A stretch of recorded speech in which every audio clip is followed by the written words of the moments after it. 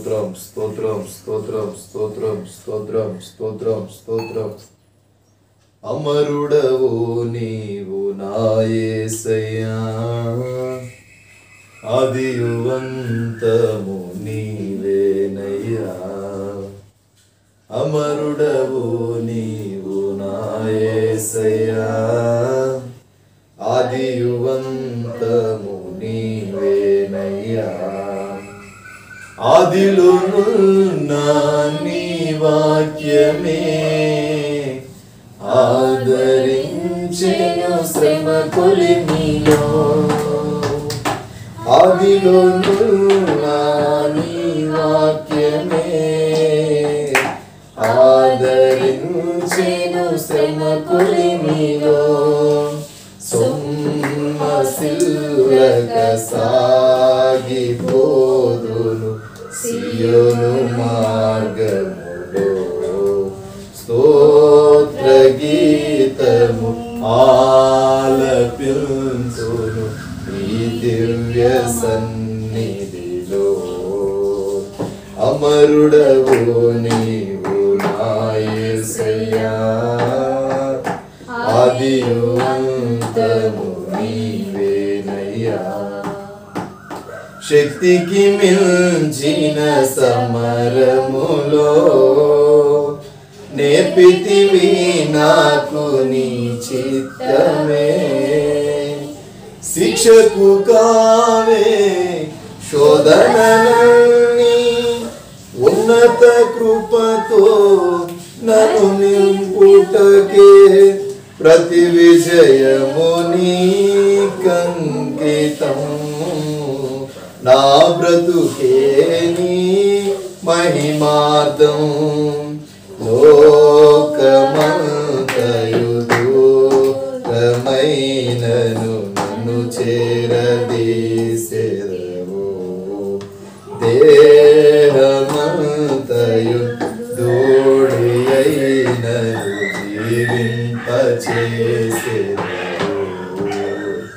అమరుడవు నీవు నా యేసయ్యా, ఆదియువంతము నీవేనయ్యా. వేకువ కురిసిన చిరుజల్లులో నీ కృప నాలో ప్రవహించగా.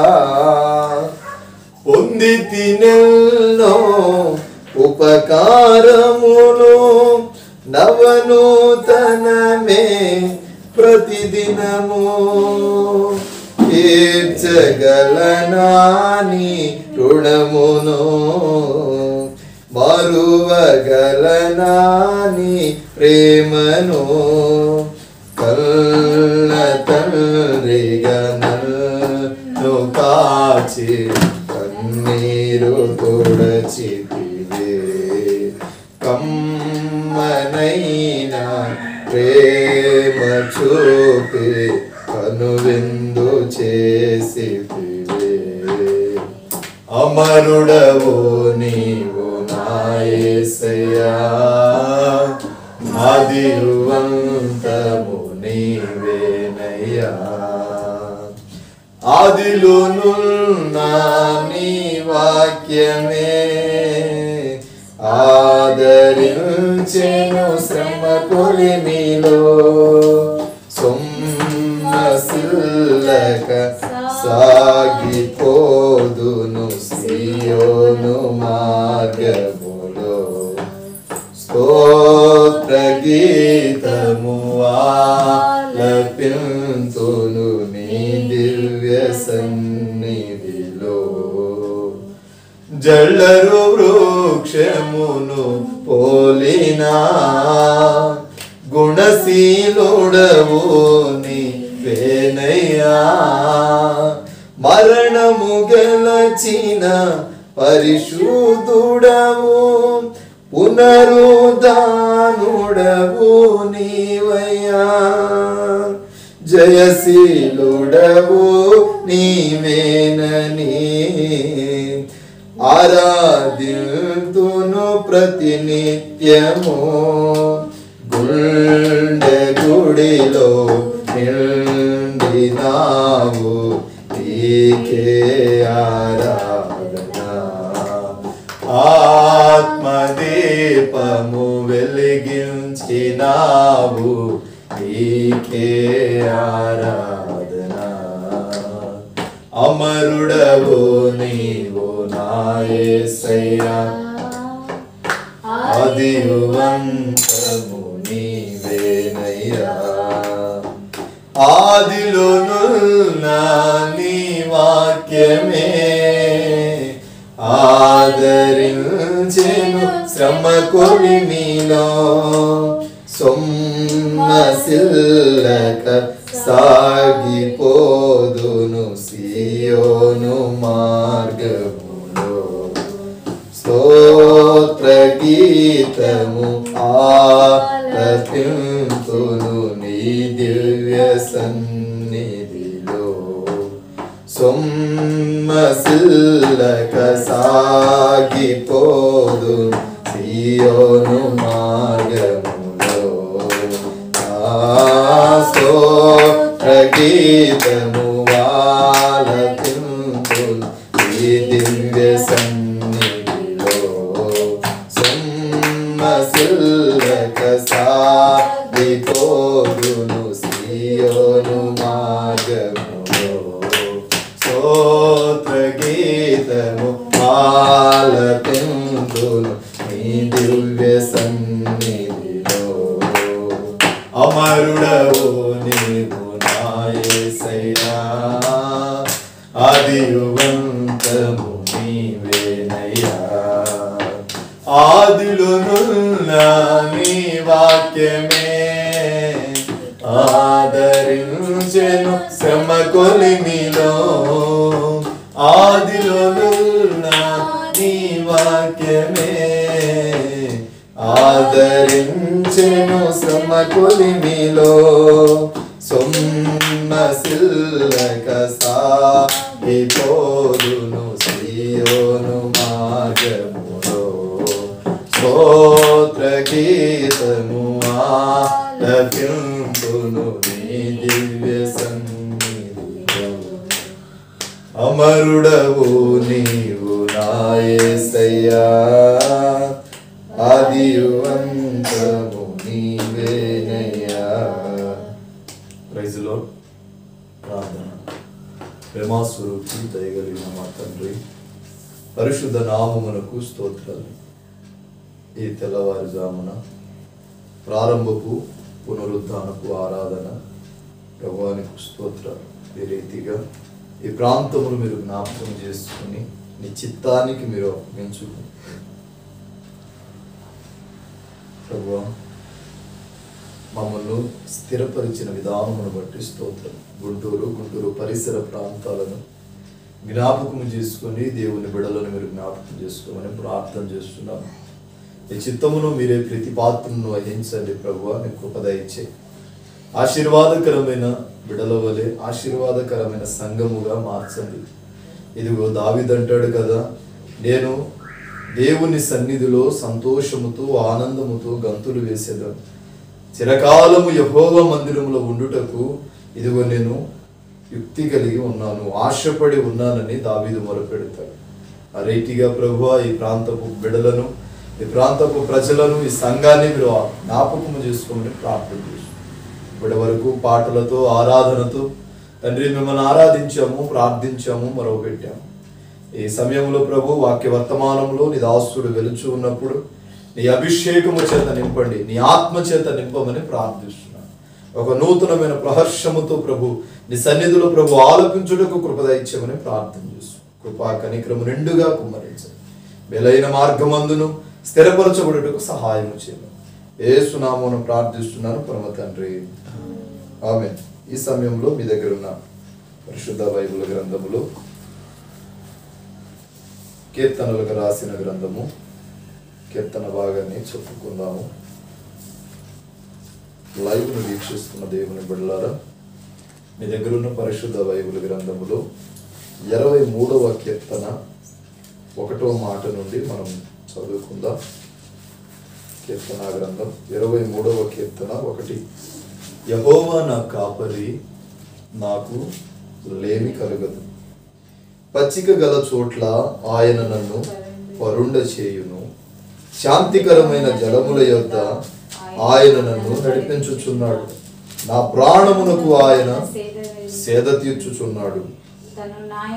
తన న్యాయమును బట్టి నీతి మార్గములలో నన్ను నడిపించుచున్నాడు. గాఢంధకారపు లోయలలో నేను సంచరించినను ఏ అపాయము నాకు భయపడను. నీవు నాకు తోడై ఉందువు. నీ దుడ్డు కర్రయు నీ దండమును నన్ను ఆదరించు. నా శత్రువుల ఎదుట నీవు నాకు భోజనమును సిద్ధపరిచెదవు. నూనెతో నా తల అంటి ఉన్నావు. నా గిన్నె నిండి పొర్లుచున్నది. నేను బ్రతుకు దినములన్నీ కృపాక్షేమములే నా వెంట వచ్చును. చిరకాలము యెహోవా మందిరములో నేను నివాసము చేసేదను. మరలా 5వ వచనము చదువుదాం. 6వ వచనం. నేను బ్రతుకు దినములన్నీ కృపాక్షేమములే నా వెంట వచ్చును. చిరకాలము యెహోవా మందిరములో నివాసము చేసేదని. దేవుడు ఈ కీర్తన భాగాన్ని దీవించును గాక. ఎవరు రాశారు ఈ కీర్తన? భక్తుడైన డేవిడ్ రాశాడు. పరిశుద్ధ గ్రంథంలోకి వెళ్లే ముందు, ఈ సమయం ముందు, దేవుడు గత వారం మీ జీవితంలో ఏదైనా మేలులు చేస్తే దాని సాక్ష్యము రూపంలో సంఘం ఎదుట, సంఘ విడల ఎదుట, దైవ సేవకుని ఎదుట పంచుకోవలసిందిగా ప్రభు పేరట తెలియపరుస్తున్నాను. నా దేవుని బిడ్డలారా, పరిశుద్ధ గ్రంథంలో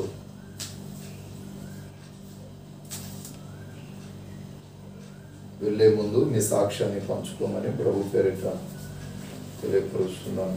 ఎవరు లేరా? సరే, ఓకే. పరిశుద్ధ గ్రంథంలోకి మనం వెళ్దాం. మీ దగ్గర ఉన్న పరిశుద్ధ బైబిల్ గ్రంథంలో ఈ ఉదయమున ప్రారంభపు కూడిక, ప్రారంభపు పునరుద్ధానపు ఆరాధన. పునరుద్ధానము అనగా ఆనాడు యేసు ప్రభుని వెతకటానికి కొంతమంది స్త్రీలు దేవాలయముకు వెళ్ళారా? దేవాలయమునకు వెళ్ళారా? సమాధి దగ్గరికి వెళ్ళారా? ఎన్ని గంటలకు వెళ్ళారు? తెల్లవారుతున్నప్పుడు ఇంచుమించు 4 గంటల నుండి 5 గంటల కాల వ్యవధిలో వాళ్ళు సమాధి దగ్గరకు వెళ్ళారు. సమాధి దగ్గరకు వెళ్ళి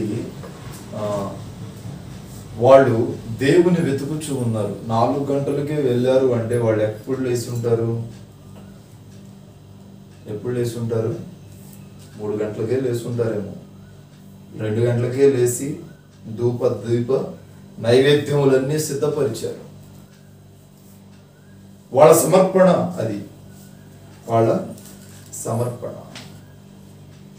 ప్రభు చెప్తున్నాడు, నీ సమర్పణను బట్టి నేను నీకు మేలు చేస్తాను. ప్రతిరోజు లేచినట్టు విశ్రాంతి దినాన లేకపోకూడదు. ఇదిగో విశ్రాంతి దినము సంభవించినదని మరవక దాని గూర్చిన ఉపదేశమును మీరు వినుడి అని లేఖనం సెలవిస్తుంది. ఎండలు విపరీతముగా పెరుగుచున్న కారణంగా ఈ పునరుద్ధానపు ఆరాధన ఇంచుమించు 5 గంటల నుండి 7 గంటల వ్యవధిలో ప్రారంభించాం. నా దేవుని బిడ్డలారా, ఇది ఇలాగే కంటిన్యూ అవుతుంది. ఎండలు తగ్గిన, వర్షాకాలం, చలికాలం వచ్చినను ఈ సిస్టమ్ ఇలాగే ముందుకు వెళ్తుంది. దీనిలో మార్పులు ఉండవు. ఉదయం 9 గంటలకు వేరే ప్రాంతములో మరలా వాక్యపు వెలుగును ప్రభు ప్రణాళికలో ప్రారంభిస్తున్నాను. సాయంత్రము తెలంగాణ పరిసర ప్రాంతాలు, హైదరాబాద్లో దేవుని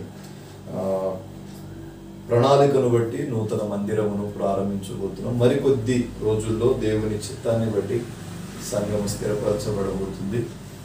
ప్రార్థన చేయండి. ప్రభు సన్నిధిని స్థానిక సంఘమైన గుంటూరు పరిసర ప్రాంతాలు నుండి వస్తున్న విశ్వాసులందరికీ తెలియజేయుచున్నాను. ప్రభునందు ప్రియ దేవుని బిడ్డలారా, సమయమును నేను ఆలస్యము చేయక వర్తమానంలోకి వెళ్దాం. మీ దగ్గర ఉన్న పరిశుద్ధ బైబిల్ గ్రంథములో ఎఫెసీ పత్రిక 5వ అధ్యాయం 15వ వాక్యం. వర్తమానంలోకి వెళ్లే ముందు ఈ వారపు కార్యక్రమాలు ఒకసారి తెలియపరుస్తాను. సోమవారం,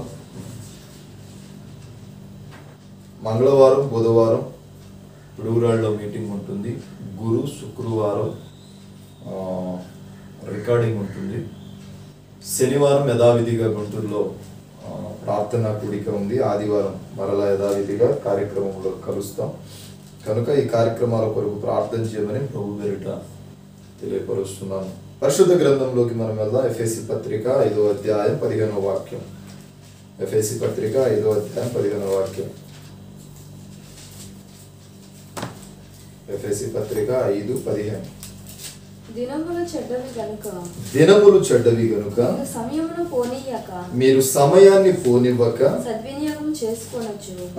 అజ్ఞానుల వలె కాక జ్ఞానుల వలె ప్రవర్తించు. జాగ్రత్తగా చూచుకోండి. చాలమ్మా. పరిశుద్ధ గ్రంథం ప్రబోధిస్తున్న ఒక గొప్ప సత్యం, ఒక గొప్ప మాట. సమయమును పోనివ్వక ఏం చేయాలంట? సమయమును పోనివ్వక సద్వినియోగం చేయాలి.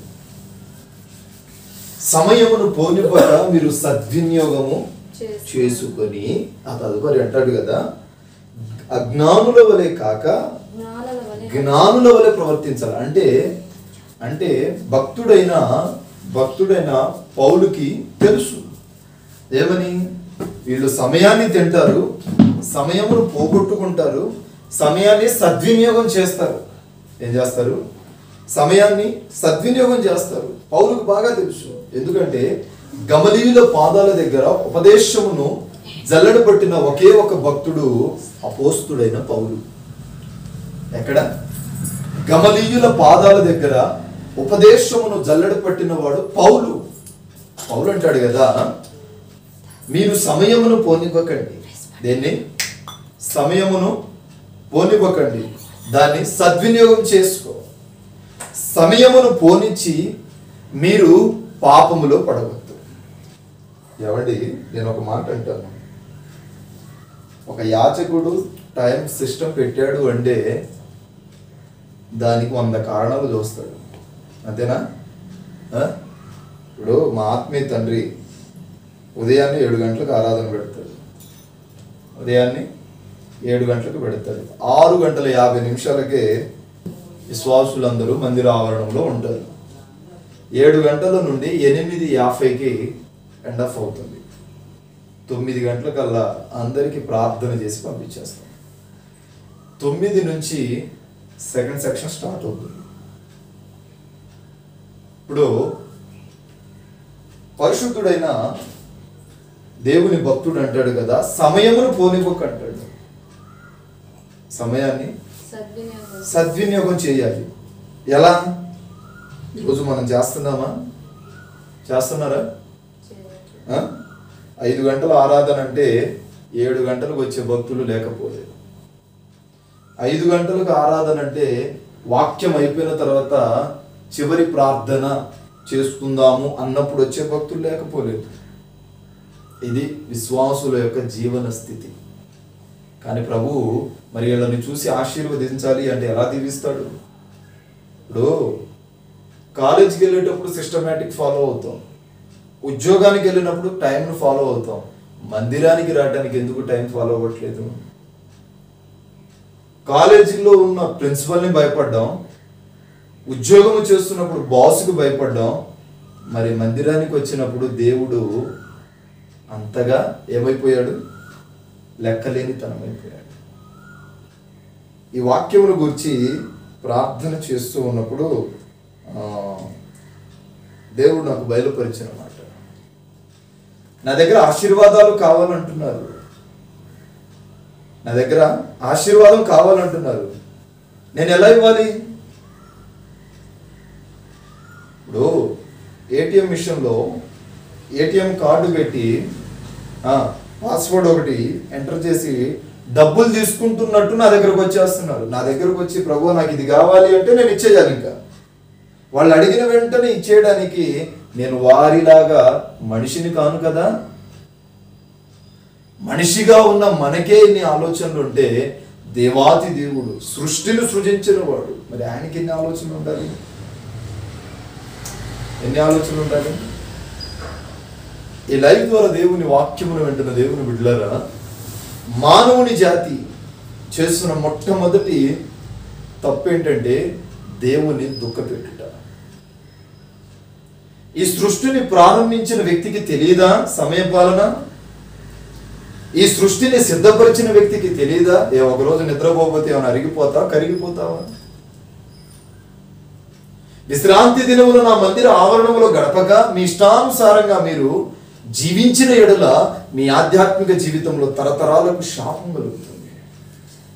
నా మందిర ఆవరణములో ఒక్క దినము గడుపుట అది 1000 దినాల కంటే శ్రేష్టమని చెప్తున్నాడు భక్తుడు. 1000 దినాలలాగా శ్రేష్టంగా మారాలి అంటే అసలు నువ్వు ఎంత పరిశుద్ధాత్మను పొందాలి?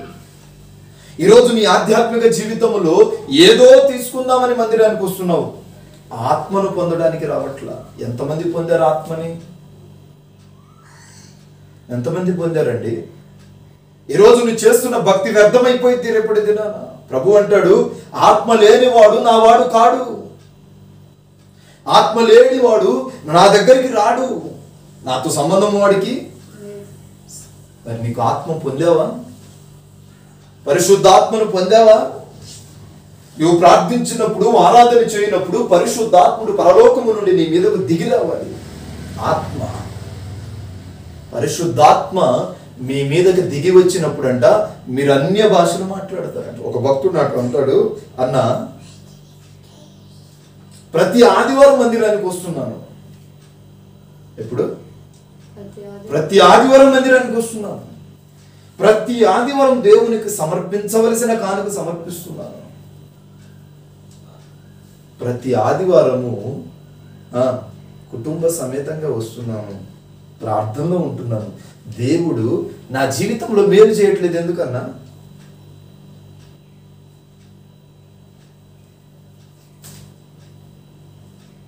అయితే ప్రార్థన చేసిన వెంటనే ప్రభు ఏం బయలుపరిచాడు తెలుసా? అరే బాబు, ఈడు మందిరానికి వస్తున్నాడు కానీ ఈడి హృదయంలో శుద్ధి మాత్రం అనాలోచనగా అచిత్తంగా రొట్టెను విరుస్తున్నాడు. వీడిని బట్టి వీడి తరము శపించబడుతుంది. వీడిని బట్టి వీడి తరము శపించబడుతుంది. మంచి సుపరిచితుడు. చెప్పిన తర్వాత అంటాడు ఇలా అయితే నేను రాను నా చర్చికి. నువ్వు రాకపోతే నాకేమైద్ది? నాకేమైనా అయిద్దా? కష్టపడి ఒక వ్యక్తిని, ఒక ఆత్మని కనాలి అంటే యాజకుడి ప్రయాస. కొన్నిసార్లు వాడి ఇంటికి వెళ్ళి కాళ్ళు పట్టుకోవాల్సి వచ్చింది. కష్టపడి ఒక ఆత్మను కనాలి అంటే, ఒక ఆత్మను కన్న తర్వాత ఏంది, నేను దేవుని మందిరానికి రానని వాడికి గర్వం పెరిగిపోయి వెళ్ళిపోతే దేవుడు కూడా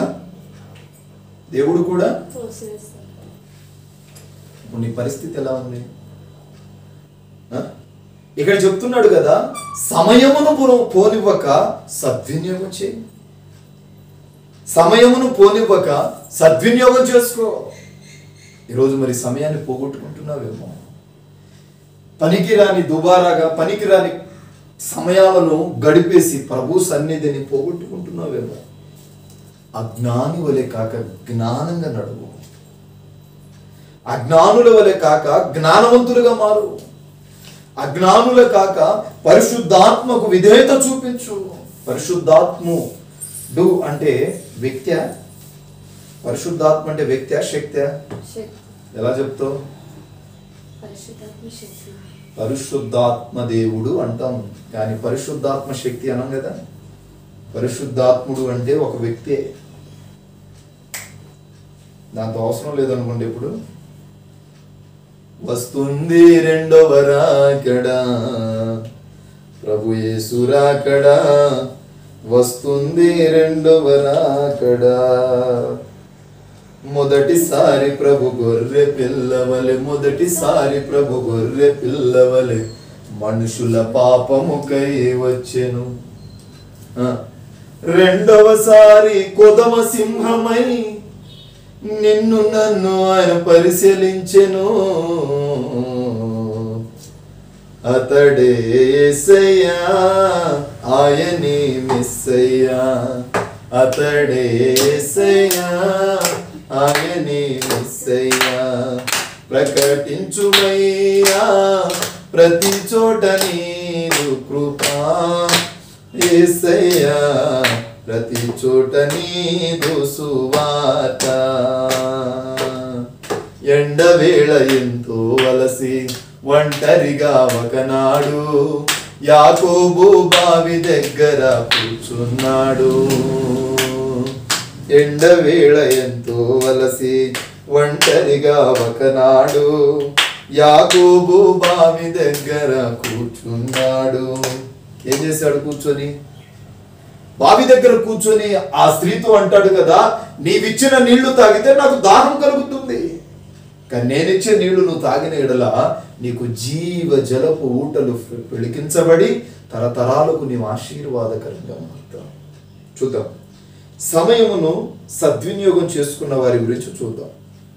ఆ తర్వాత 2 మాటలు పోగొట్టుకున్న వారి గురించి చూద్దాం. సకాలంలోనే నేను ఆరాధన ముగిస్తాను యథావిధిగా, నేనేమి పొడిగించను. నాకు ఈరోజు 4 ఆరాధనలు ఉన్నాయి, నేను ఎంత మాత్రమును పొడిగించను. సకాలంలోనే నేను ముగిస్తాను. మీ దగ్గర ఉన్న పరిశుద్ధ బైబిల్ గ్రంథం నుండి యెషయా గ్రంథం 38వ అధ్యాయం 1వ వాక్యం. యెషయా ప్రవచన గ్రంథం 38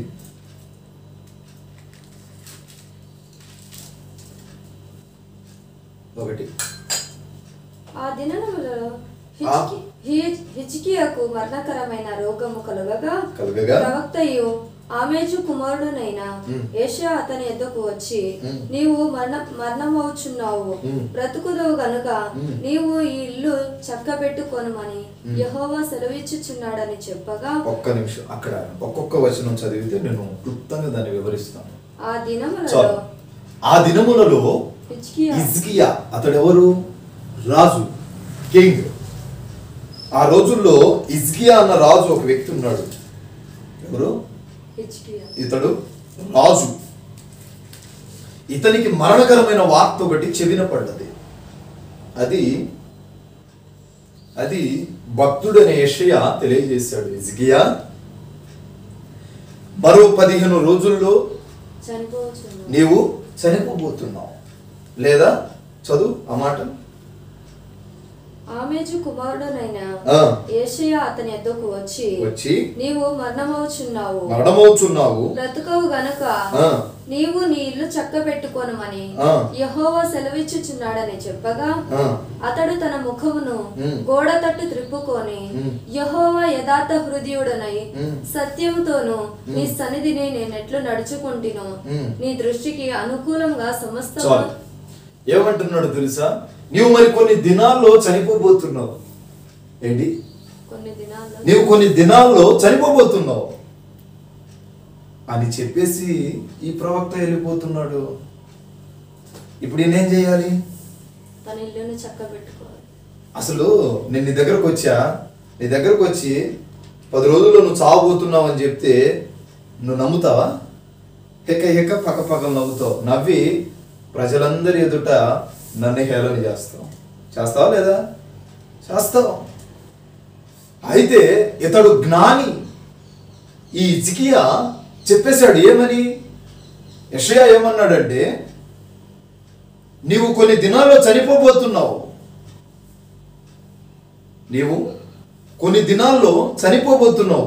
నీ హృదయం అనే ఇంటిని జాగ్రత్తగా కట్టుకున్నప్పుడు ఎదురుగా యెషయా మాట్లాడాడు. యెషయా మాట్లాడి చెప్పి వెళ్ళిపోతున్నాడు. చెప్పి వెళ్ళిపోతున్నాడు. అప్పుడు ఈ హిజ్కియా గోడ తట్టున తిరిగి 2 చేతులు ఆకాశం వైపు చూపించి చేస్తున్నాడు ప్రార్థన. దేవా, నీ సన్నిధిలో నేను యథార్థవంతుడనైతే. ఎంత ధైర్యం రావాలండి అలా ప్రార్థన చేయడానికి. ఎంత ధైర్యం రావాలి? నీ సన్నిధిలో నేను గడిపిన క్షణములను జ్ఞాపకం చేసుకొని యథార్థవంతుడనై ప్రార్థించుచున్నాను. ఆకాశం వైపు కన్నులెత్తుతున్నాను. నా ప్రార్థన చెవియకు, నా ఆయుష్ను పొడిగించు, నాతో నీవు మాట్లాడమని గొడతట్టున తిరిగి కన్నీరు విడుస్తున్నాడు భక్తుడైన హిజ్కియా. రాజైన హిజ్కియా ఎంత ధైర్యం రావాలి? ఉదయమును లేచి దేవుని సముఖమందు గోడ తట్టున తిరిగి ముఖమును చిన్నపుచ్చుకొని, ప్రభువా నీ చిత్తము నా వశమైనప్పుడు, నీ చిత్తమును నేను అంగీకరించినప్పుడు దానిలో కలిగే ఆనందమును నేను చూడాలని నీ సన్నిధిలో నీ వైపు నా ముఖమును త్రిప్పి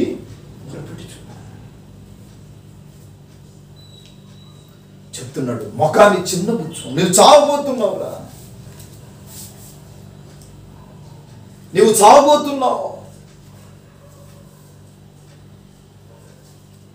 ఒక మాట చెప్పనా?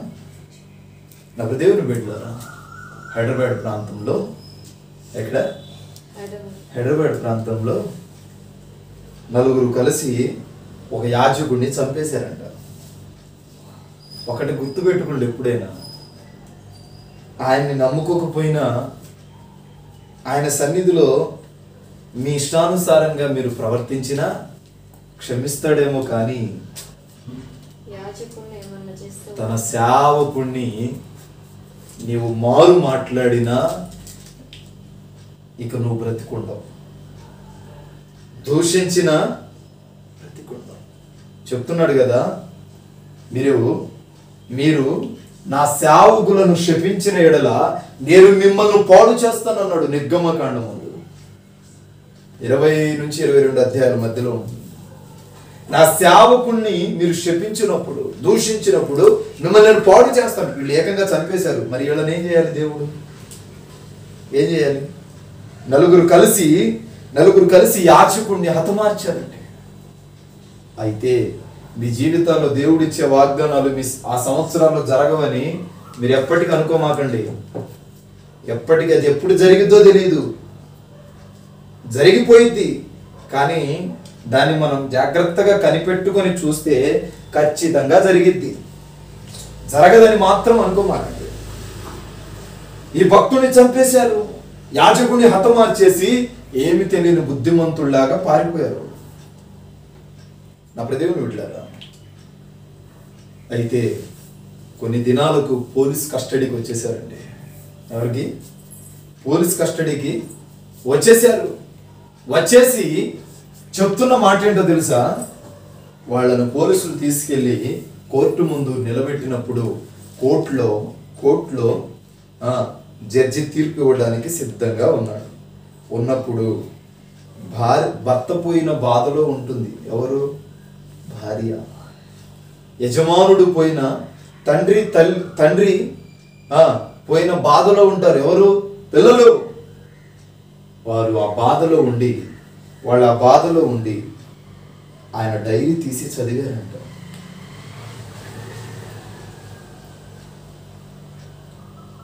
యాజకుడికి ప్రతిరోజు డైరీ రాసుకునే అలవాటు ఉండాలి. చెప్తున్నాడు, ఆ డైరీ తీసి చదివినప్పుడు అందులో ఏమనుంది తెలుసా? నేను కొందరి చేతుల్లో హతసాక్షిని అవుతానని నా ప్రభు నాతో చెప్పాడు. నన్ను చంపిన వాణ్ణి శిక్షించక ఏం చేయాలి? ప్రేమించండి, క్షమించండి అని ఆయన రాసి కింద డాట్స్ పెట్టి, ఇదే నా చివరి కోరిక, మీరు తీరుస్తారని ఆశిస్తున్నాను అని రాశారండి. చంపిన వాడినైనను క్షమించే గుణము మొట్టమొదటి యేసు ప్రభుకి ఉంది, రెండవది ఆయన బిడ్డలకు ఉంది. మరి క్షమిస్తున్నామా? ఎవరైనా వచ్చేదైనా అన్నారు అంటే ఇంకా ఆమె గురించి ఇంకా ఆమెని తిరిగి రిటర్న్స్ మామూలుగా చెప్పాడంటే ఇదే హైదరాబాద్లో చెప్పి ఆ డైరీ క్లోజ్ చేసేసి చనిపోయాడు ఆయన. ఈరోజు నేను ఒకరి చేతిలో హతసాక్షిని అవుతానని ఉదయమున ప్రభు నాతో చెప్పాడు. ఇప్పుడు నేను చనిపోయాను. ఎంత ధైర్యంగా రాయాలి ఆ మాట. మనమైతే దాక్కుంటామండి, మనమైతే దాక్కుంటాం. అయితే కోర్టు వాళ్ళకు కొన్ని ఆజ్ఞలు విధించి వదిలిపెట్టేసింది. వారిలో ఒకడు వెస్ట్ గోదావరిలో సేవ చేస్తున్నాడు, ఇద్దరు ఈస్ట్ గోదావరిలో సువార్త చెబుతున్నారు, ఒకరు దేవుని సేవలోనే ఉన్నారు. ఇప్పుడు వీళ్ళని మార్చింది ఏంటి? ఏంటి? క్షమాపణ అండి. దేవుని ప్రేమ ఇళ్ళను మార్చింది. దేవుని ప్రేమ ఇళ్ళని ప్రభువుకు దగ్గర చేసింది. దేవుని ప్రేమ ఇళ్ళను ప్రభు సమక్షంలో ఉంచింది. ఏ యాజకుడైతే వదిలిపెట్టి వెళ్ళాడో, ఏ యాజకుడైతే సేవనైతే భంగం చేశారో దానికి ప్రతీకగా ఈరోజు వాడు సేవ ప్రకటిస్తున్నారు. ఆ యాజకుడి పేరు పెట్టుకొని సేవ చేస్తుంది. పొరపాటున సేవకుని గురించి తక్కువగా మాట్లాడకండి. వాడు దేవుని ఇంటికి కావలివాడు. సేవకుడు తప్పు చేస్తే బల తీర్పిస్తాం. మనం తప్పు చేస్తే మాత్రం సన్నా మీరే ఎలాగైనా కాపాడండి అన్న. ఈ యాజకుడు చేసుకున్న నిబంధన ఏంటి? ప్రతిరోజు ఉదయమును లేచి ప్రార్థన చేసేవాడంట. సమయమును ఇంటైంలోని ఫాలో అప్ అయ్యేవాడంట.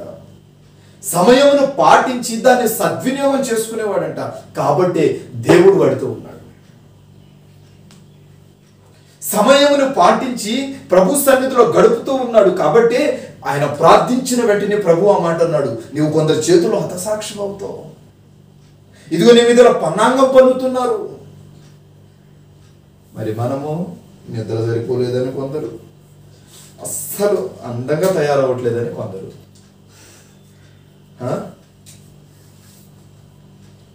నిద్రపోకుండా అందంగా తయారవట్లేదని బ్యూటీ పార్లర్కి వెళ్ళే మహానుభావులు అక్కలు కోకొల్లలుగా ఉన్నారు. నీ గురించి నేను అలా బైబిల్ చాలా స్పష్టంగా తెలియజేస్తుంది.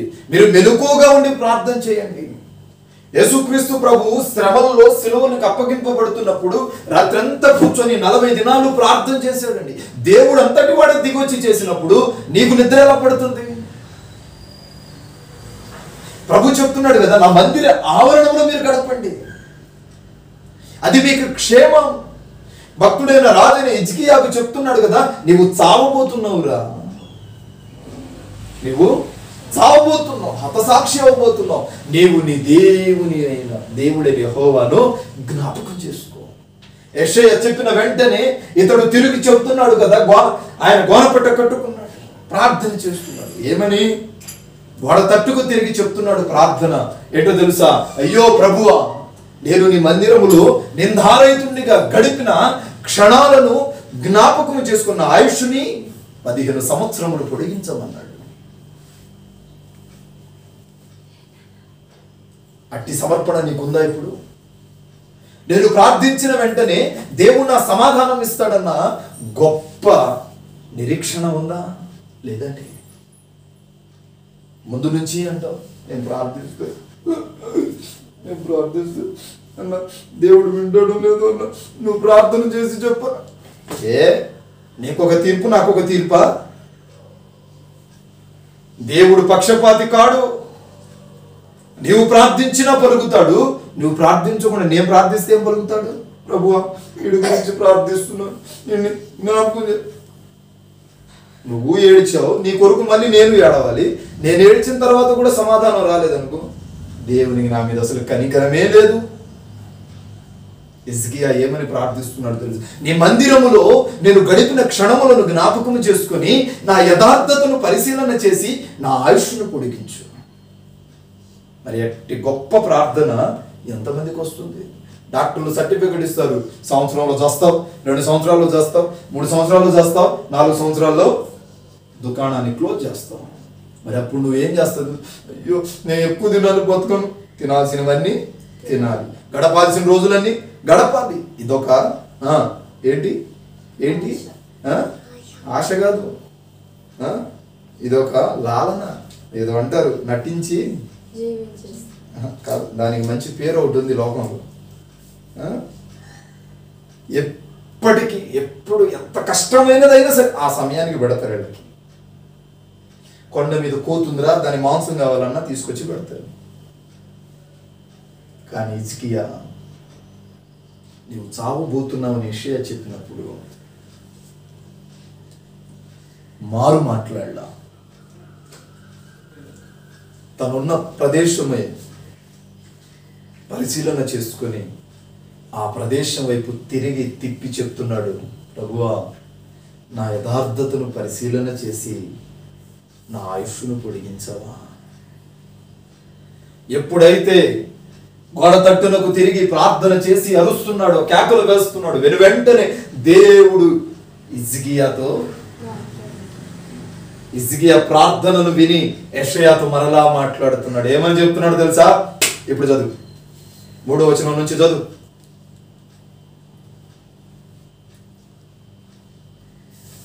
చదవాలి.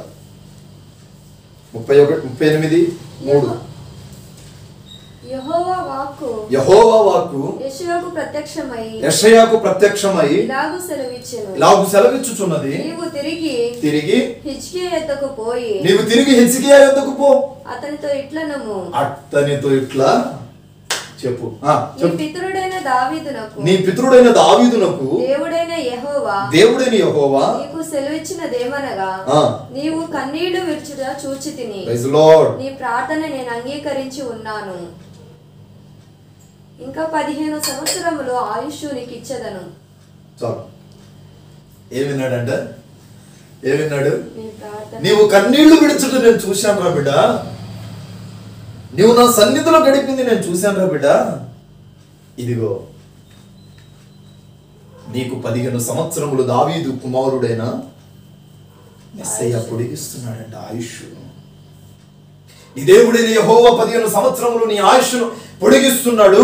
ఈ 15 సంవత్సరములు నీవు ఇంకా బలంగా ప్రభుత్వం గడపాలి. ఇవి ప్రార్థించిన వెంటనే ప్రతిఫలం వచ్చిద్దా? మరి వస్తుందా? వస్తుంటే నీ దేవుడు నీ ప్రార్థన వింటున్నట్టే. రావట్లేదు అంటే నువ్వు మార్చుకోవాల్సింది ఇంకా ఏదో ఉంది. యాజకుడు 10 అడుగులు కూడా వేయలేదండి. యాజకుడు యెషయా ఇంటి దగ్గర నుండి ఆ బజార్ కూడా దాటలా. మళ్ళీ ప్రభు అంటున్నాడు, నువ్వు మరలా నా సేవకుడైన హిజ్కియా దగ్గరికి వెళ్ళి 15 సంవత్సరములు నీ ఆయుష్ను పొడిగించాను, నీ ప్రార్థన వినాలమని నువ్వు చెప్పు అన్నప్పుడు యెషయా మళ్ళొచ్చి అంటాడు, హిజ్కియా ఏం చేసావు ఏమో గాని నీ ప్రార్థన దేవుడంట విన్నాడంట, 15 సంవత్సరాలు నీ ఆయుష్ని పొడిగించాడు. హిజ్కియాకు పట్టలేని ఆనందం కంటే నా ప్రార్థన ప్రభు ఈ దీనుడి ప్రార్థన కూడా ఆలకించానని మరలా సంతోషంతో ప్రభుని ఆరాధించడం ప్రారంభించాడు. ప్రభు సన్నిధిలో పరవశుడైపోయాడండి, దేవుని సన్నిధిలో నిమగ్నమైపోయాడు. మరలా అంటాడు కదా, ఇదిగో నేను నీ సన్నిధిలో మొరపెట్టిన వెంటనే నాకు తెరుమిచ్చితివే, నేను ఏ పాటి వాడను ప్రభువా. చూద్దాం 2వ మాట, లూకాసు వార్త 19వ అధ్యాయం 1వ వాక్యం. త్వరగా చదవాలి. తెలివిని నమ్ముకొని తూలి పడ్డాను, బుద్ధి జ్ఞానము నా కోటవని చెంతకు చేరా, యేసు నీవే ఆధారము, యేసు నీవే నా ప్రాణము. చదవాలి. నీవు పెట్టని దాన్ని ఎత్తుకొని వాడను, విత్తని దాన్ని కోయి వాడనైనా. 19:1. ఆయన సంచరించుచు యెరికో పట్టణంలో ప్రవేశించి దాని గుండా పోవుచుండెను. ఇదిగో సుంకపు గుత్తదారుడు అంటే అర్థం ఏంటో తెలుసా? ఎవరు? ఇంట్లో పని చేసేవాడు. సుంకపు గుత్తాదారుడు అంటే అర్థం ఏంటంటే సంఘ పెద్ద గారు? సుంకపు గుత్తాదారుడు పాషం గారు income tax officer. Income tax పన్ను వసూలు చేసే అధికారి అని అర్థం. చదువు. సుంకపు గుత్తదారును ధనవంతుడైన జక్కయ్య అను పేరు గల ఒకడు యేసు ఎవరో అని చూడగోరెను గాని పొట్టివాడైనందున జనులు గుంపు కూడి ఉండుట వలన చూడలేకపోయాను. Praise the lord. అక్కడ దాకా దేవుని బిడ్డలలో పరిశుద్ధ గ్రంథంలో మరొక నగ్న సత్యం. ఎవరు ఎవరు ఎవరు అక్కడ? జక్కయ్య. పొట్టోడే గట్టోడు అంటారు. ఎవరు? పొట్టోడే గట్టోడు అంటారు. పొట్టోడు ఏం చేశాడు తెలుసా? ఈ జక్కయ్య పొట్టోడైనందున యేసు ప్రభు ఆ మార్గమును వస్తున్నాడు అని వీళ్ళు వాళ్ళు చెప్పుకోవడం విని జక్కయ్య ప్రభువుని చూద్దామని వెళ్ళాడంట. ఈయన ఎవరిని చూద్దామని వెళ్ళాడు? ఎవరిని చూద్దామని వెళ్ళాడు? ప్రభువుని చూద్దామని వచ్చాడు. అయితే ప్రభువుని ఆల్రెడీ చూడటానికి ప్రజలు విస్తారముగా వచ్చేసారు. వాళ్ళందరూ కమ్మేశారు ప్రభువుని. ఇప్పుడు ఈ పొట్టుడికి ప్రభు కనబడట్లా, జక్కయ్యకి ప్రభు కనబడట్లా. కనబడకపోయేసరికి ఆయన ఏం చేస్తాడు తెలుసా? చెట్టెక్కి తుంగి చూస్తాడు. చూసిన వెంటనే ప్రభు ఆయన వైపు చూసి, జక్కయ్య చెట్టు దిగిరమ్ము, నేడు నేను నీ ఇంట నివాసము చేయవలసి. ఎంతమందితో దేవుడు చెప్తున్నాడు, ఎంతమందితో సేవకులు చెప్తున్నారండి, నేడు నేను నీ ఇంట నివాసము చేయదలిచి ఉన్నాను, వస్తున్నాను అని. ఎంతమంది అండి? చదువు. ఇప్పుడు ఇతడు ఇన్కమ్ ట్యాక్స్ ఆఫీసర్. ₹1 పన్ను 10 రూపాయలు రాసుకునేవాడు. నువ్వు నాకు రూపాయి ఇవ్వాలంటే ఇతడు వడ్డీ మీద చక్రవడ్డీ వేసి 10 రూపాయలు రాసేవాడు. జక్కయ్య ఇంతటి వాడిని కూడా ప్రజలు దూషించారు, ద్వేషించారు. ఈ జక్కయ్య మాకొద్దు, ఈడేని ఇంతగా రాసుకుంటున్నాడు, ఈడేని మమ్మల్ని ఇలా ఇబ్బంది పెడుతున్నాడని విసుక్కున్నారండి. కానీ ప్రభు అతన్ని ప్రేమించాడు. చదువు. అప్పుడు యేసు ఆ త్రోవను రానే ఉండెను గనుక అతడు ముందుగా పరిగెత్తి ఆయనను చూచుటకు మేడి చెట్టు ఎక్కాడంట. యేసు ఆ చోటికి వచ్చినప్పుడు కనులెత్తి చూచి జక్కయ్య దిగిరా. ఈయన ప్రభువుని చూడక ముందే ప్రభువే ఈయన్ని చూసి చెప్తున్నాడు, జక్కయ్య ఆ మేడి చెట్టు దిగి కిందకి రా. ఆయన వస్తున్నప్పుడు అందరూ దారిచ్చారు. చదువు. ఇప్పుడు నేడు నేను నీ ఇంట ఉండవలసి ఉన్నదని అతనితో చెప్పగా అతడు త్వరగా దిగి సంతోషంతో ఆయనను చేర్చుకొనెను. Praise the lord. Hallelujah, hallelujah, hallelujah, hallelujah, hallelujah. సజీవులై ఉన్నవారు బిగ్గరగా స్తోత్రం చెల్లిద్దాం. హల్లెలూయా, హల్లెలూయా. చెప్తున్నాడు కదా, ప్రభువా నీవు నా ఇంటికి వస్తావా అని అనలేదండి ఆయన. అని అనలా.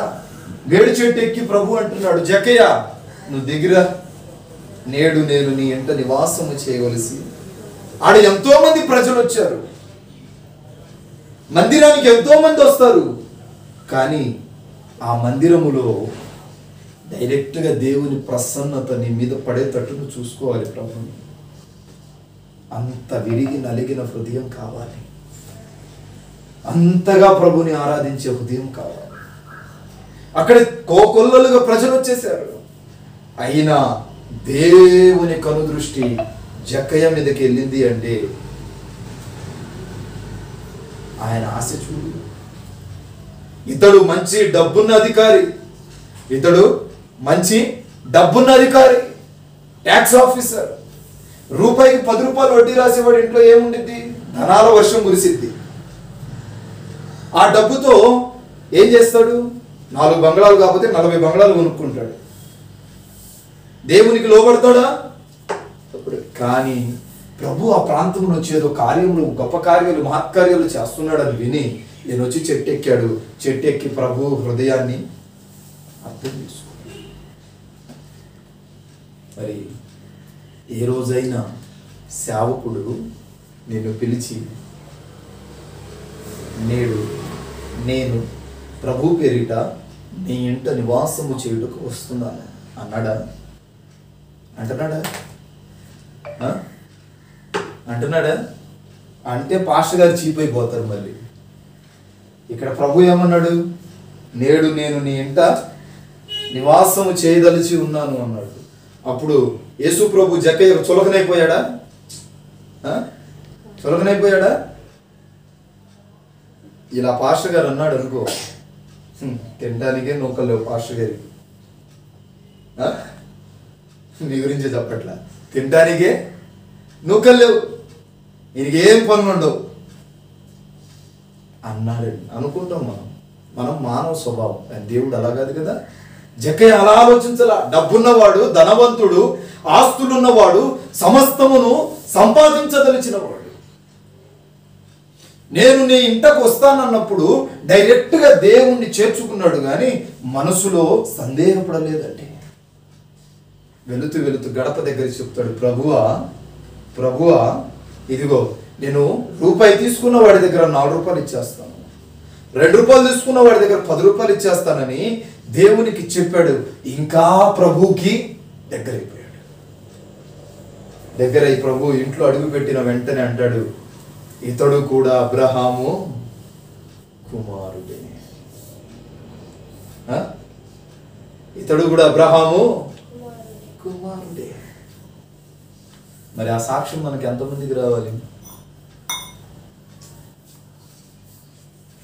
ఎంతమందికి? ఒక మాట చెప్పమంటారా? మా ఆత్మీయ తండ్రి గృహదర్శనాలకు వెళ్ళేవాడు. వాడికి గృహదర్శనాలకి వెళ్ళేవాడట. వెళ్తూ మనం ఏం చేస్తాం బ్రదర్స్గా, ముందుగా ఇంటిమేషన్ ఇస్తాం, అన్నగారు వస్తున్నారు, మీరు సిద్ధంగా ఉండండి. వీళ్ళు అంటారు, ఒక్కొక్కళ్ళు తెర వెనుక ఉండి వీళ్ళు అంటారు, ఆయనకేం పని పాట లేదా, పద్దాక భక్తులు. అన్న భక్తులు లేరా? దేవునితో గడపవలసిన సమయమును యాజకుడు గడుపుతూ నీ దగ్గరకు వస్తున్నాడు అంటే, అరే పిచ్చోడా, నీవు కూడా జక్కయ్య ఉన్న స్థానంలో ఉన్నావు కాబట్టి ఇంకాసేపటికి మారుతావు, ఇంకాసేపటికి మార్పు చెందుతావని దేవుడు మార్పు కోసం యాజకుడిని పంపిస్తాడు. డైరెక్ట్గా యాజకుని ద్వారానే దేవుడు వస్తాడు. నేను నా సేవకునిలో ఉంటానంటాడు ప్రభు. డైరెక్ట్గా యాజకుడి ద్వారా వస్తాడు. డైరెక్ట్గా దేవుని సేవకునిలో నుండి దేవుడు వస్తాడు. దేవుడు డైరెక్ట్గా నీ ఇంటికి రావాలంటే నువ్వు ఎంత అదృష్టం చేసుకోవాలంటారు కదా, అవి అంటారు కదా. కాబట్టి దేవుని మందిరానికి వచ్చినప్పుడు కొంతమందికి చెప్తాం, అమ్మా నీ ఇంట్లో శోధనలు ఉన్నాయంట కదా, కుటుంబ ప్రార్థన చేసుకో అన్నావు, 10,000 ఖర్చు అయిద్దంట కదా, నా దగ్గర అంత లేదన్న, ఈసారి చూద్దాం. ఎంత 10 రూపాయలు నాకు ఇస్తే, ఉన్నది మొత్తం నాకు ఇస్తే నీ ప్రతిఫలాన్ని చూస్తాను. 10 రూపాయలు నాకు నువ్వు ఇస్తే 1000 రూపాయలు నేను నీకు ఇస్తాను. ఎంత సంగపద గారు? అర్ధరాత్రి వేళ ఆ యేసునికేక అవనిలో భరించునో సంగమా, ప్రభు వచ్చు వేళయో. ఏంటి 10 రూపాయలు నాకు ఇస్తే 1000 రూపాయలు నీకు ఇస్తాను చెప్తున్నాడు కదా. మా పాస్టర్ గారు ఏంది నోరు తెరిచి అడుగుతున్నారు అనుకోండి, వాక్యం చెప్తున్నా. జక్కయ్య ఎవరి దగ్గర అయితే 2 రూపాయలు తీసుకున్నాడో వాడికి 4 రూపాయలు ఇచ్చేస్తానన్నాడు. మరి నువ్వు కొంతమంది అవసరానికి డబ్బులు తీసుకుని ఎగ్గొట్టే మహానుభావులు లేకపోలేదు, లేరంటావా? అవసరం ఉన్నప్పుడు ఎంత ఇదిగా అడుగుతామో తిరిగి ఇచ్చేటప్పుడు ఏమంటారు తెలుసా? ఇస్తా, ఏం చేస్తా, ఇస్తా, ఏం చేస్తా, ఇస్తా అన్నా, గాడికి పోతాను నేను, ఇస్తా. వీడిచ్చేది లేదు, వీడింటి చక్కబట్టేది లేదు. భార్యను పిల్లల్ని పెట్టక రూపాయికి రూపాయి పొదుపు చేసి నేను అవసరంలో ఉన్నాను రా బాబు అంటే వీడికి ఇస్తే వీడేం చేస్తాడు తెలుసా? ఉద్యోగం ఉందిగా తెగ సంపాదిస్తున్నాడు. 4 రూపాయలు ఇవ్వబోతే ఏమైతులే, ఇచ్చిన డబ్బుల్ని ఎగ్గొట్టే మహానుభావులు లేకపోతే. ప్రభు అంటాడు, రాత్రి నేను ఒక అధ్యాయం చదువుతూ ఉంటే అక్కడ ఆ మాట అన్నాడని ఇప్పుడు చెప్పాను మీకు. దేవుడు చూటిగా ఆ మాట గుర్తు చేశాడు నాకు, అందుకు చెప్పా. చదివారా సిస్టర్ గారు? ఉందా ఆ మాట? చదివామనుకుంటా. ఏమని ఉంది తెలుసా? అవసరానికి రూపాయి తీసుకొని తిరిగి చెల్లించని వాడు హఠాత్తున వాడుకున్న సొమ్మంతా పోగొట్టుకుంటాడు. జక్కయ్య ఉన్నది 2 రూపాయలు చొప్పున ఇచ్చేసాడు. 4 రూపాయలు తీసుకున్నవాడికి 10 రూపాయలు ఇచ్చాడు. 4 పిల్లల్ని తీసుకున్న వాడికి 10 మంది పిల్లల్ని ఇచ్చేసాడు అండి. కాబట్టి నేడు నేను నీ ఇంట రాబోతున్నా. నేడు నేను నీ ఇంట నివాసం చేయబోతున్నా. చూద్దాం 3వ మాట. ఆదికాండం 27వ అధ్యాయం 21వ వాక్యం. త్వరగా చదివితే 2 మాటలు చెప్పి ముగిస్తాం. త్వరగా చదవాలి. 27, 21.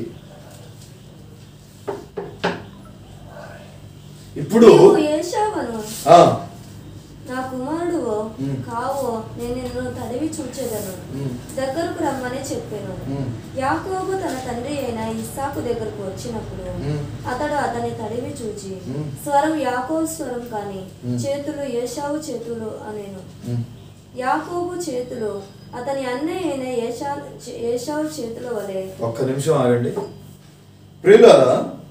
సమయమును సద్వినియోగం చేసుకున్న వారిలో హిజ్కియా గొప్పవాడు, 2వది జక్కయ్య, 3వది యాకోబు.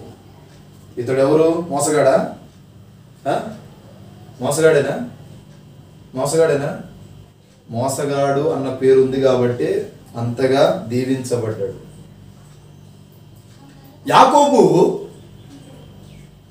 యాకోబు తల్లి మాట విన్నాడు. చిన్నవాడు అంటే తల్లికి చాలా ఇష్టం. ఇది ఇప్పటి నుంచి లేదులే, ఎప్పటి నుంచో ఉంది. ప్రభు దగ్గర నుండే ఉంది. పెద్ద కుమారుడు అంటే, పెద్ద కూతురు అంటే తండ్రి చాలా ఇష్టపడతాడు. జ్యేష్ఠుడు, ప్రథముడు అని. చిన్నవాడు, కన్నోడు, పశువుడు అని తల్లి చాలా ఇష్టపడింది. మధ్యలో పుట్టినోళ్ళు వీళ్ళు ఇప్పుడు ఒక ఇంట్లో 3 పుట్టారనుకో, 4 పుట్టి అక్కడ దాకా ఎందుకు లేదు, 3 పుట్టారనుకో, ఏంది పెద్దవాడు అంటే తండ్రికి బాగా ఇష్టం. ఇక్కడ ఏశావు పెద్ద కొడుకుని ఇస్సాకు పెద్ద కొడుకుని ఇష్టపడ్డాడు. ఎవరిని? ఏశావుని ఇష్టపడ్డాడు. మరి రెబకా యాకోబుని ఇష్టపడిందండి. తన అన్నతో ఏశావుతో ఇస్సాకు చెప్తున్నాడు, నానా కొద్ది దినాల్లో నేను వెళ్ళిపోతాను రా, కడుపు నిండా నేను నిన్ను ఆశీర్వదిస్తాను, నాకు కావాల్సింది తీసుకొచ్చి పెట్టు. మన పితృల దేవుడైన యెహోవా తృప్తిగా నిన్ను ఆశీర్వదిస్తాడని అన్నప్పుడు ఈ మాటలు వంటగదిలో నుండి రెబకా విని ఎక్కడో ఆడుకుంటున్న వాడిని పిలిపించి చెప్తుంది, రేయ్ యాకోబు, ఇదిగో మీ నాన్న వృద్ధుడు కదా, తరతరాల ఆశీర్వాదం ఉంది, ఇదిగో మీ అన్న ఆశీర్వాదం పొందక మునిపే నువ్వేం చేయి తెలుసా? మంచి గొర్రె చర్మపు వస్త్రాన్ని ధరించి మన పొటేళ్లలో మన మందలో నుండి మంచి శ్రేష్టమైనది తీసుకొచ్చి దాన్ని చంపి నా దగ్గరికి తీసుకొస్తే నేను మంచిగా కూరండి నీకు ఇస్తాను, నువ్వు వెళ్ళి మీ తండ్రి గారికి ఇవ్వమన్నాడు. ఇవ్వమంది. మహానుభావుడు ఏం చేశాడు తెలుసా? తల్లి ఏ విధంగా చెప్పిందో వంటగదిలో ఉండి తల్లి గారి కొంగు పట్టుకొని ఏదైతే విన్నాడో అదే కొంగు పట్టుకొని అదే మాటలు వెళ్ళి డైరెక్ట్గా తండ్రి దగ్గరికి వెళ్ళి కళ్ళు కనబడదు కదా ఇస్సాకుకి, చెప్తున్నాడు, నానా నానా నువ్వు ఏదైతే చెప్పావో నేను అదే తీసుకొచ్చాను, ఇది ఏశావు గొంతు వలె లేదేంటి అన్నాడు. అప్పటికి కాదు నాన్న, నేను నీ పెద్ద కొడుకు ఏశావునే, బిర్బిత్తులోడు యాకోబు. సరే అని దగ్గరికి రా అన్నప్పుడు తన యొక్క శరీరాన్ని చూశాడండి. చూసి ఇతడే నా పెద్ద కుమారుడు అనుకొని అతడు తీసుకొచ్చిన ఆహారాన్ని తినేసి కడుపు నిండా తృప్తిగా ఆశీర్వదించాడు. దించిన తరువాత ఆశీర్వాదమును పొందుకొని అన్నొస్తే ఎక్కడ చంపేస్తాడని ఏం చేశాడు? ఊరు వదిలి తల్లి ఏం చేసింది? తీసుకున్నావు కదా, అన్నొస్తే నిన్ను చంపేస్తాడు అని చెప్పి ఇదిగో పలానా దేశం మందు పలానా ఊరు మందు మా అన్న లాబాను ఉన్నాడు, ఆయన ఇంటికి వెళ్ళి పరిగెత్తాడు.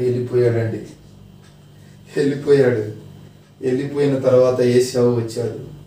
నానా నీకు ఇష్టమైనది తీసుకొచ్చాను, తిని నన్ను తృప్తిగా ఆశీర్వదించు నానా అన్నాడు. మరి ఇందాకెవరు వచ్చారు అంటే, మోసపోయావురా, నీ తమ్ముడు నీ తల్లి మాట విని ఆశీర్వాదాలన్నీ దొంగలించేశాడు రా అని అన్నప్పుడు వాడు ఎక్కడున్నాడో వాడిని చంపుదామని ఏశావు పరిగెత్తాడు. మళ్ళా ఇస్సాకు దగ్గరికి పిలిచి,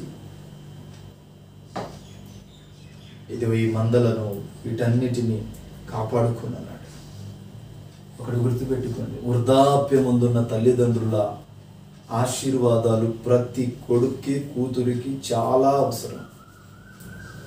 కాయ పండిపోయిన దిశ కాబట్టి చాలా అవసరం. వాళ్ళని దుఃఖ పెట్టకుండా వాళ్ళని సంతోషపెట్టి వాళ్ళ ఆశీర్వాదాలు పొందండి. అందుకు యాకోబు జ్ఞానవంతులైన బిడ్డలను కన్నాడండి. జ్ఞానవంతులను కన్నాడు యాకోబు. ఏశావు భ్రష్టుడైపోయాడు. యాకోబు యోసేపును కన్నాడు.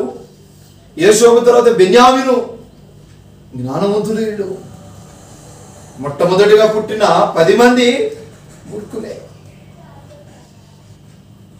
యోసేపు గొప్ప రాజు అయ్యాడు. బెనోని సుఖ దుఃఖముల మధ్య పుట్టినవాడు బెన్యామీను. మరి చెప్తున్నాను, మీ తల్లిదండ్రులను దుఃఖ పెట్టే పనులు చేయొద్దు. వాడు వృద్ధాప్యమందు ఉన్నారు. ఆ వృద్ధాప్యమందు వారి ఆశీర్వాదం పొందుకోవడానికి ప్రయత్నం చేయండి. ఏనాడైనా అమ్మా నా మీద చేతులుంచి ప్రార్థన చేయి, వృద్ధాప్యమందు ఉన్నావు కదా అని అడిగావా? అన్యులైతే నా మీద చేతులుంచి నా కొరకు వేడుకో అమ్మా అన్నావా? జాగ్రత్త. వాళ్ళు పోయిన తర్వాత నువ్వేమీ సంపాదించలేవు. నీవు ఆశీర్వదించబడాలి అంటే తల్లిదండ్రుల సపోర్ట్, అంటే వారి ప్రార్థన సపోర్ట్, వారి ఆశీర్వాదం నీకు తరతరాలకు ఉండాలి. ఎలా? తరతరాలకు ఉండాలి. కాబట్టి మరీ చెప్తున్నాను, వృద్ధాప్యం ముందున్న తల్లిదండ్రులను దుఃఖ పెట్టక వాళ్ళ ఆశీర్వాదం కొరకు వేలుకోవడమని ప్రభు పేరిట మనవి చేస్తున్నారు. వాళ్ళని బాధ పెట్టకండి, దూషించకండి, హేళన చేయకండి. ఏదో ఒక రోజు వాళ్ళు ఈ లోకంను విడిచి వెళ్ళి ప్రభు దగ్గర సాక్ష్యం ఇస్తారు. ఇలా బాధపడ్డాను, ఇలా హింసించారు అన్నప్పుడు ప్రభు మిమ్మల్ని ఆశీర్వదిస్తాడా, శపిస్తాడా? దేవుని బిడ్డ, నీ అత్త తల్లిలాగా భావించు, నీ మామని తండ్రిలాగా భావించు, నీ తల్లిని సహోదరుడా, నీ అత్తని తల్లిలా భావించు, మీ మామని తల్లిగా భావించు. ఇలా ఒకరి ఎడల ఒకరు ప్రేమను పంచుకోండి. ఇరుపక్షాల వివాహమైన వాళ్ళు ఇరుపక్షాల ఆశీర్వాదాలు ఖచ్చితంగా కావాలి. ఇరుపక్షాల యాకోబుకి మామ ఆశీర్వాదం ఉంది, యాకోబుకి తల్లిదండ్రుల ఆశీర్వాదం ఉంది. అందుకే యాకోబు ఆశీర్వదించబడినవాడు. నీవు శపించడం ప్రారంభిస్తే అంతకు శపించబడుతూనే ఉంటావు, అంతకంతకు పాడైపోతూ ఉంటావు. కాబట్టి ఆశీర్వాదాన్ని పొందుకొని దైవరాజ్యమునకు పాత్రుడు కావాలని ప్రభు పేరిట మనవి చేస్తున్నాను. అయితే సమయమును పోగొట్టుకున్న వారిలో 2 మాటలు చెప్తాను. ఒకటి ఆదికాండం 27వ అధ్యాయం 30వ వాక్యము నుంచి 38 చదువుకుంటూ పోతే అక్కడ మనకు ఏశావు కనబడతాడు. చదవద్దు. ఎవరు? ఏశావు. యాకోబు సమయమును సద్వినియోగం చేసుకున్నాడు. ఎలా? తల్లి ఏం చెప్పింది తెలుసా? నీ తండ్రి అన్నకు ఆశీర్వాదం ఇవ్వాలనుకుంటున్నాడు, నువ్వు వెళ్ళి తీసుకురావంటే వెంటనే వెళ్ళాడు. కానీ ఏశావు తడువు చేశాడు, ఆలస్యము చేశాడు, సమయాన్ని సద్వినియోగం చేసుకోలేకపోయాడు. అందుకు ఆశీర్వాదాన్ని పోగొట్టుకున్నాడు. ఆ ఆశీర్వాదం పోగొట్టుకున్న ఏశావు తరతరాలకు అలాగే ఉండిపోయాడు. తల్లిదండ్రుల ఆశీర్వాదం పిల్లలకు మరీ మరీ అవసరం. రెండవది లూకా సువార్త 16వ అధ్యాయం 19వ వాక్యం త్వరగా చదువు. అక్కడ ధనవంతుడొకడు అతడు ఉదారంగు బట్టలను సన్నపు నార వస్త్రములను ధరించుకొని ప్రతిదినం బహుగా సుఖపడుచుండువాడు. చాలు.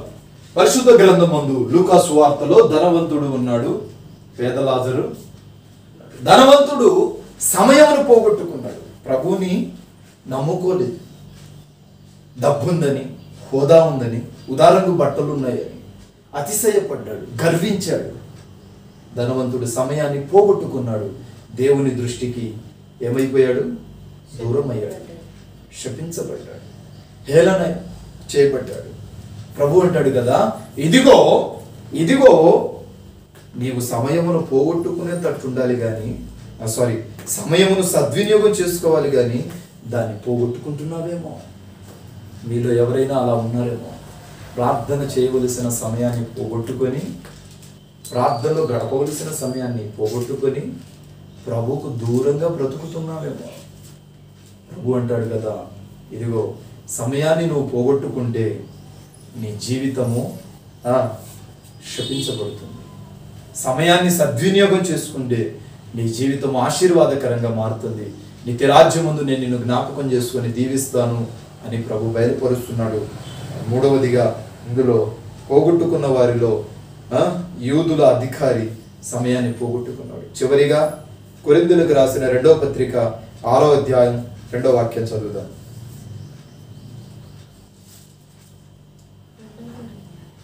2వ కొరింథీ 6:2. అనుకూల సమయమందు నీ మొర నేను వింటాను, రక్షణ దినమందు నిన్ను ఆదుకుంటాను. Praise lord. అనుకూల సమయమందు, సమయం ఉన్నప్పుడు నువ్వు ప్రార్థన చేస్తే వింటాను. సమయము గడిచిపోయిన తర్వాత నువ్వు ఎంతగా మొరపెట్టినా నేను నీ మొర వినను. అనుకూల సమయమందు నేను నీ మొర వింటాను, తగిన సమయమందు నేను నీ మొర వింటాను. అనుకూల సమయమందు నేను నీ మొర విని ఆలకిస్తాను. సమయం పోగొట్టుకున్న తర్వాత, సమయం గడిచిపోయిన తర్వాత, ప్రభువా నాకు ఈ సహాయము చేయి, నాకు ఈ మేలు చేయి, నాలో ఇది కార్యము జరిగించమని నువ్వెంతగా అరచి గోలపెట్టి గింజుకున్నా దేవుడు కనికర పడనే పడడు. సమయం ఉన్నప్పుడు దాన్ని సద్వినియోగం చేయి. సమయం ఉన్నప్పుడు కన్నీరు కార్చు, మొరపెట్టు. ఆ ప్రార్థన ప్రభు పరలోకము నుండి విని నిన్ను ఆశీర్వదించి నూరంతలుగా నిన్ను అభిషేకించును గాక. మోకరించండి, ప్రార్థన చేస్తాము.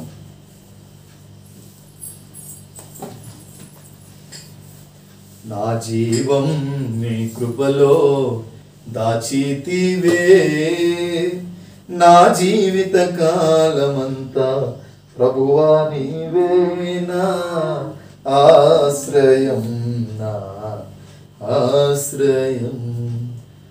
కానాను యాత్రలో యోర్దాను అలలచే కలత చెంది తినే, కాపరివైన నీవు దహించు అగ్నిగా నాను మూర్చితివే. నా జీవం నీ కృపలో దాచితివే. నా జీవిత కాలమంతా ప్రభువా నీవే నా ఆశ్రయం, నా ఆశ్రయం. ప్రభువానికి స్తోత్రం. ఈ సమయమును జ్ఞాపకము చేసుకోండి ప్రభువా. ఈ మొదటి ఆరాధన ప్రభువా ఇంచుమించు 4:30 గంటల నుండి 6:30 గంటలకు మీరు జరిగించారు. అందును బట్టి స్తోత్రాలు. నీ కృప దయచేయండి. ప్రారంభపు ఆరాధన గంభీరంగా జరిగించారు. అందును బట్టి వందనాలు చెల్లిస్తున్నాను. వర్తమానమైన బిడ్డలను ఆశీర్వదించండి అయ్యా. నీకు స్తోత్రము.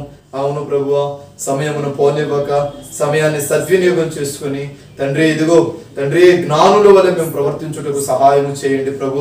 అజ్ఞానుల వలె మారకుండా ఏషావు లాంటి జీవితం మాకొద్దు ప్రభువా. సమయమును పోగొట్టుకునే జీవితం మాకొద్దు ప్రభు. ధనవంతుడు వంటి జీవితం మాకొద్దయ్యా.